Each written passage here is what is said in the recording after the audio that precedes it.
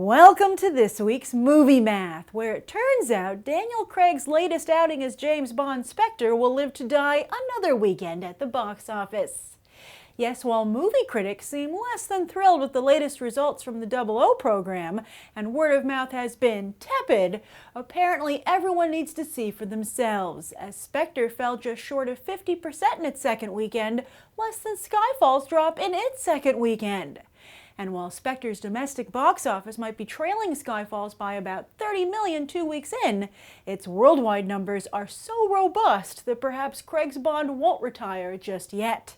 His next mission, though, likely a return to China after his visit to that Macau casino in Skyfall.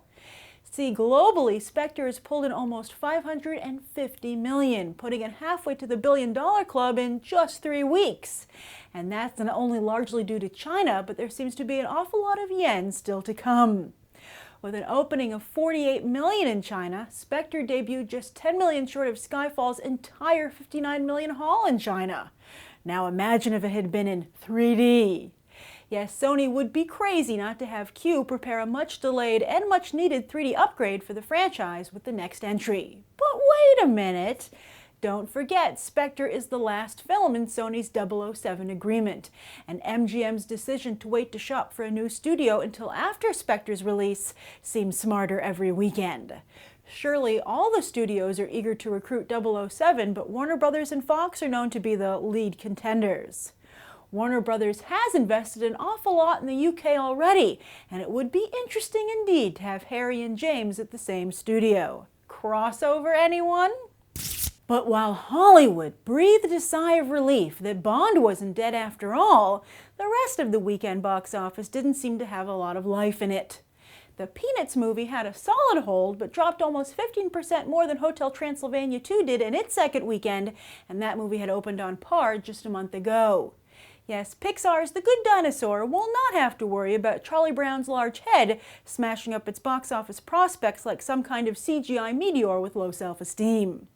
But The Martian and Bridge of Spies both dropped in the mere 20s, showing off tremendous staying power, as none of the new entries, nationwide or specialty releases, seem to impress audiences.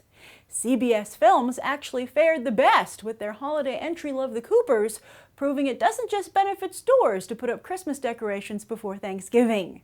But while audiences might be excited about Christmas, surprisingly, they weren't as excited about faith-based content. The 33 only managed to debut in 5th place, not bolstered by the Latino community either, while My All-American opened outside of a top 10 lineup, which again, quite frankly, isn't very competitive. But what did make it into the top 10 at number 8 no less?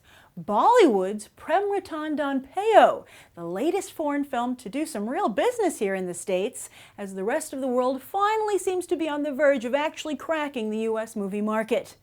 Something else interesting that happened this weekend was that 3 movies debuted directed by women.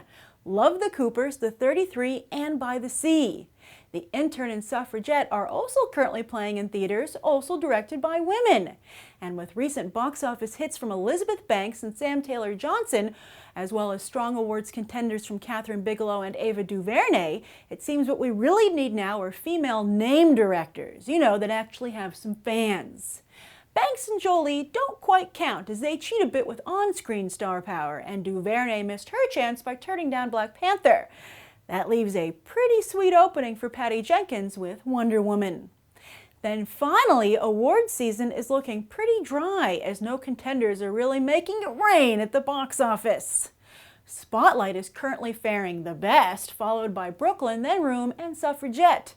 Meanwhile, Sicario is trying to stay relevant, Truth and Trumbo are barely registering, while Steve Jobs and By the Sea are kind of embarrassing themselves. As for this coming weekend, Mockingjay Part 2 is expected to debut on the low side for the franchise, but with the 4th biggest debut of the year. And if there's any oxygen left in the room, it will be divided up between Seth Rogen and Julia Roberts, but who also look to debut on the low side of their careers. And that's the weekend box office. I'm Grace Randolph, and we just did some movie math. As always, thanks for watching, and I hope you'll go beyond the trailer for these other top movies.